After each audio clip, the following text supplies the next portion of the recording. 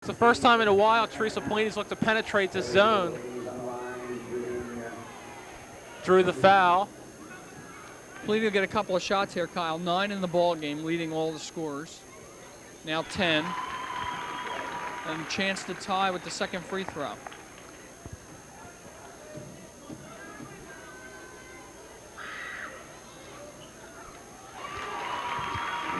$17 all. And here come the Crusaders. Kyle Wildwood scored those 6 points early in quarter number 1. And they went cold for a long time. They've have only 11 points since then. Of course, like I said, it's not like the first game where they were just missing a lot of shots. They just haven't had the ball. That was last touch by Gallagher. And Wildwood Catholic hasn't looked as polished the last few times they've had the ball. A couple turnovers, and they lost that one out of bounds. And Wildwood could regain the lead here.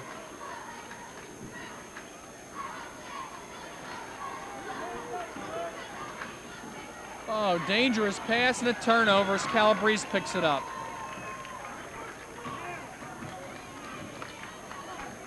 5.5 remaining. 17-17 the score. It's Laurie McLarnon giving Catherine Gallagher all the room she wants that far away from the basket. Whoa, tough pass in there, broken up by McLarnon. Here comes Polini, and she's fouled out top by Cowan, who didn't like the fact that they were fast breaking, and she steps in and picks up a foul. Yeah, probably a good foul right there for Wildwood Catholic, only their second team foul with 5 minutes to go in the game. But Wildwood's defense is working more effectively now. It's been about 5 trips since Wildwood Catholic's even gotten a good shot up at the basket. So if Wildwood could get their offense going here, have another chance to regain the lead. Blocked. Blocked by Donahue, the shot by Kane, and back come the Crusaders. Yeah, Jackie Kane really not an offensive-minded player. She thought a while before taking that shot, and as a result had it blocked. Oh, Breslin's in trouble here.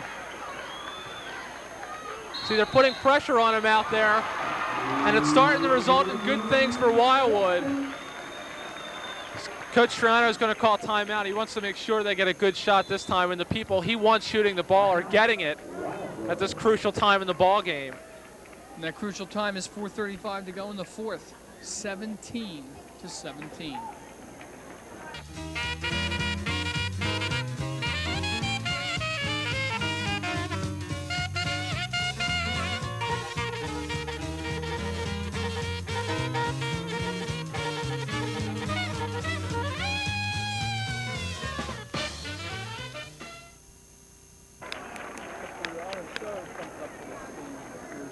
It's very competitive. Well, I saw this coming. This is like, I can't even describe this. It's like root canal. I saw this coming, Jeff. Root canal? He says it's like root canal, yeah. I'm going to be home watching Ninja Turtles or something. Yeah, or Dick Tracy. Coach Tom just went to the desk to find out how many timeouts he had left. 5 seconds. 4, 3, 2. Welcome back. Dave Triano's had his say. See what the Warriors come up here with. Polini in the lane. Oh, that was a bad pass. Kane's going to run it down and be pressed by Calabrese. Maybe Wildwood could hold the ball out and get Wildwood Catholic out of the zone. Teresa Polini could go one-on-one all night with whoever they put on her. She penetrates the zone. Oh, missed the shot. It's loose. We're going to get a foul here. Either on Kane or McGraw. But it's working against Wildwood either way. 44. Jackie Kane. This is a game much like the first game these two teams played. And in that game, I remember, Stacy Boyle was the player that turned the game around. Caused a lot of turnovers, scored 9 of her 12 points in the second half, and really caused a lot of trouble for Wildwood Catholic when it looked like they were in complete control. Stacy has not played yet tonight.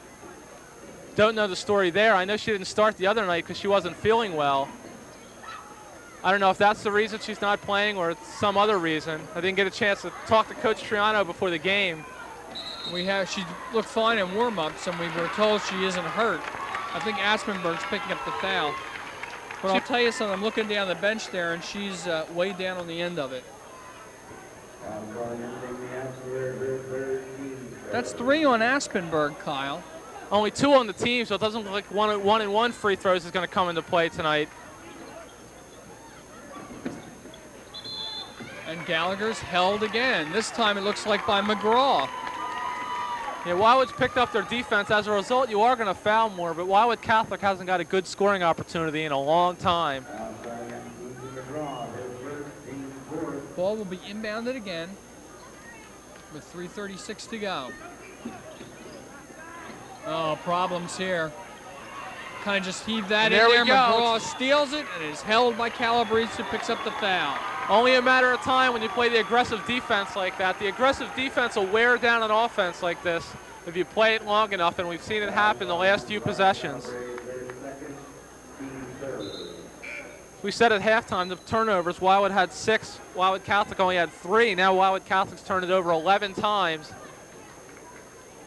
Kerry Clun replaces Jackie Kane for the Warriors with 3.5 to go.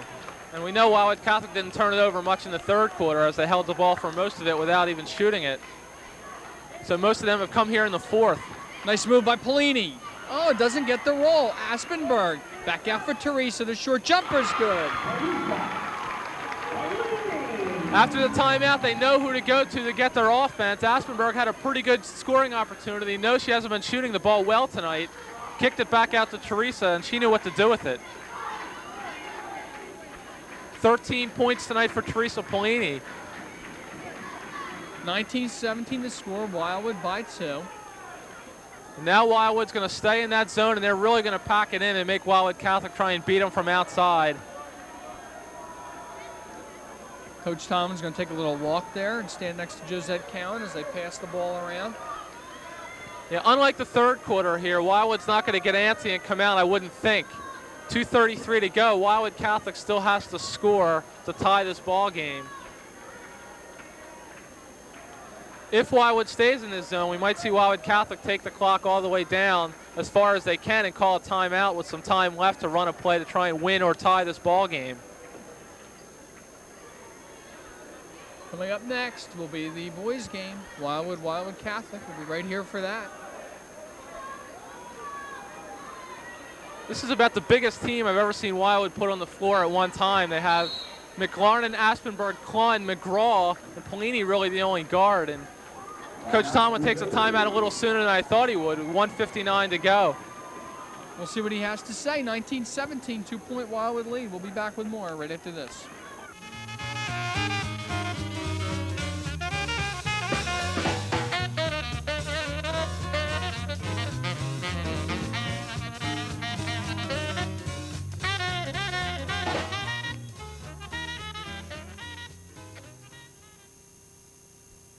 Missing a second to this. I can't believe I said that. I was in a game with quarters and quarters without shooting the ball. That Salem game was a good hold the ball game. That's what I was talking about. Oh, is that it? Didn't want to run with them guys. We didn't shoot for 2.5 quarters. You lost. We lost, yeah. But it was a pretty good game. It was close. I still don't know if we could beat them.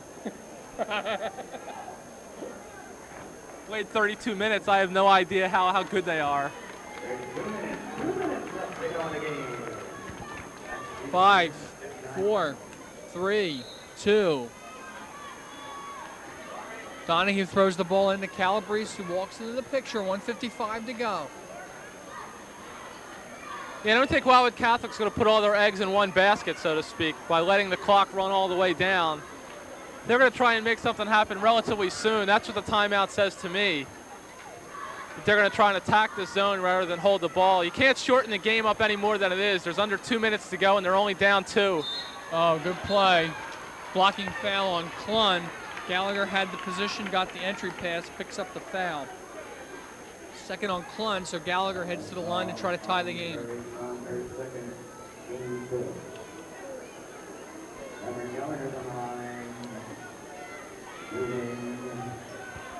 Kathy has 5 in the ball game so far. 19-18.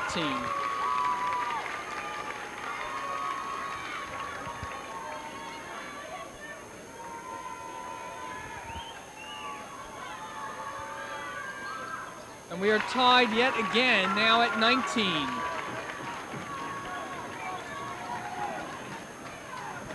Polini. McLarnon down low, faces up against Breslin, back out to Polini, gets the acceleration to the lane, no good, and Breslin got the rebound. Again, Wildwood got the ball inside successfully, didn't take it, went back to Polini. She penetrated effectively, but couldn't get the shot to go. Now we might see Wildwood Catholic really run it down and see if they could get a last shot to try and win this thing here in regulation. No doubt about it. Less than a minute. Coach Triano looks at the clock. I wonder if he's going to come out and try and force the issue here or just sit back and play it straight up out of the zone. 45 seconds. It's up to Wildwood now to cause the action to happen, so Wildwood Catholic doesn't even really have to be passing the ball back and forth. They could just stand out there and let the clock run down. If Wildwood Catholic has another timeout, we might see them use it here before they run their final play. Under half a minute, 25 seconds to go.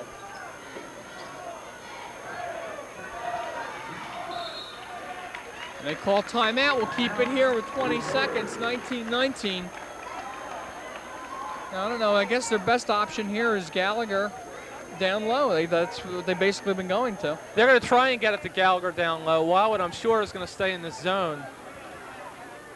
If it comes down to it and they can't get it inside, we might look for Calabrese to throw it up, or maybe Donahue. She's played big in this game, and she hit a big shot, a couple big shots at the end of the first match between these two. She had about a 17-foot jumper to put them within 3, and then she had a 3-pointer to tie the game. So Wildwood Catholic, I see them having 3 options right here, and they're definitely going to hold it down to the last shot, throw it up with a couple seconds to go, and maybe get an offensive rebound. Tell you, when Gallagher picked up her 3rd foul, I didn't think there was any way, even if they played this style of game, that Wildwood Catholic was going to stay here. And they are right here with the opportunity, 20 seconds to go, to win this thing. It would be a mighty upset. They haven't taken many shots, and they've made their free throws, which you have to do if you're going to play this style of game. They've only missed 2 free throws the whole game. Here we go. They've decided what they're going to do. 15 seconds left. Donahue. Wildwood playing man-to-man. Whoop. Donahue not cuts letting to the Gallagher middle. get the ball. Breslin! Yes! Mary Beth Breslin. Beautifully run play right there for Wildwood Catholic. They couldn't even get Catherine Gallagher the ball, which is who they wanted to get it to. But the other players got it done as they got penetration and found Mary Beth Breslin for a nice 5 or 6 footer right on the baseline. Good shot on an excellently run play by Wildwood Catholic.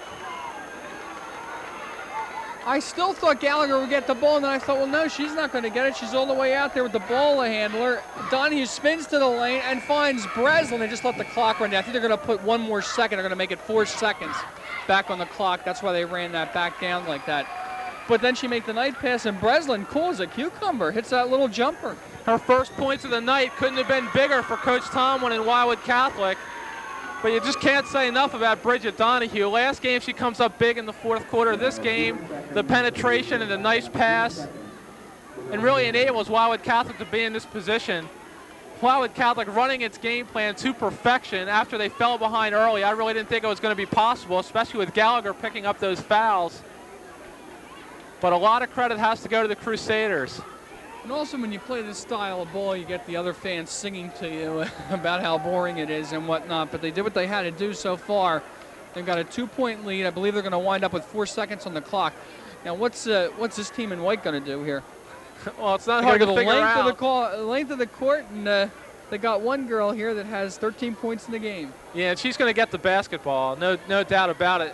And she's the only person that can score consistently for Wildwood, and she's excellent in the open court, and she's their best long-range shooter. So every indication is that Teresa Polini will win this game for Wildwood if they're going to win it. And here we go. Josette Cowan's going to be guarding her, fronting her. 4 seconds. McGraw to Aspenberg to Polini for 3. No, she traveled. Yep. She hit it, but she traveled. Teresa Polini traveled. And she got the double team right as she turned around. You see that all the time.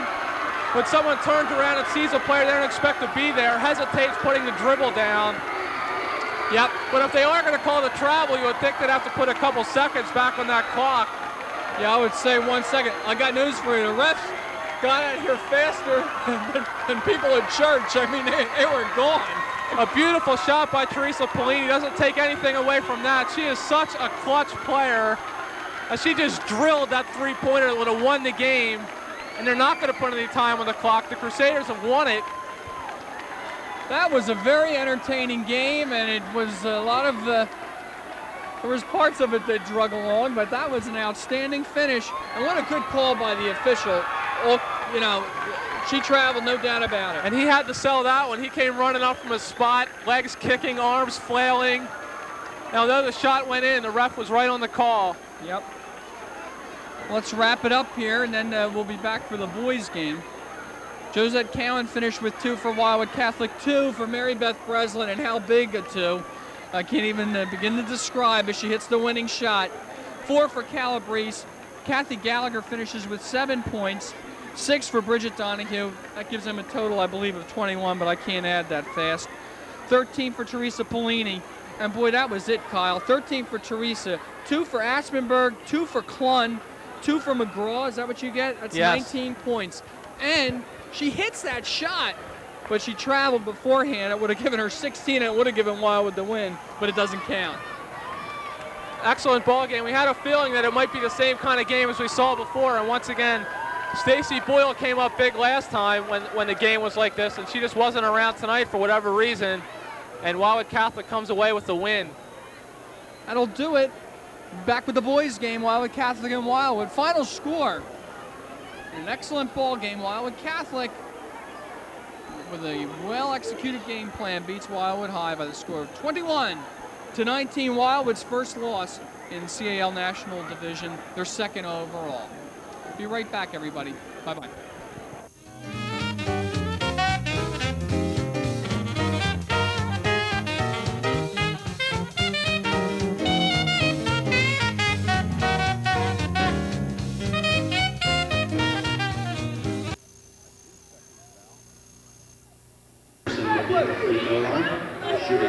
Warriors racking up those fouls. 8 seconds on the clock, and Stefano Anderson will be on the line. Stefano, only a sophomore, averaging 14.6 for the season. And this one, he's going to be a real good one, this kid. All net. He is so smooth. I forget he's a sophomore. I've seen Middle like 3 times this year, and you know he can just turn to take a game over. In fact, he had 28 against Pleasantville, was his season high. And hits the second. Middle Township up by 8. 6, 5, 4. And a foul called. And that's certainly the last thing that Middle, Coach Tom Franco wanted that.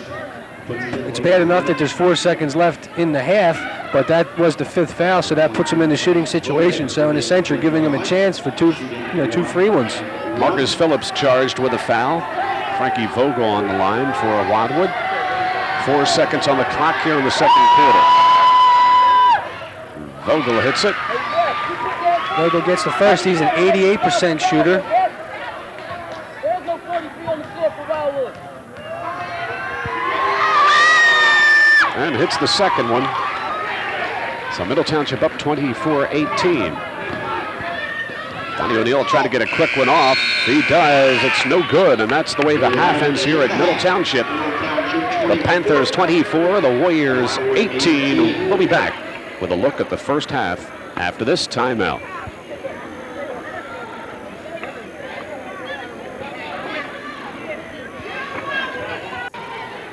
Okay, 10, 9, 8, 7, 6.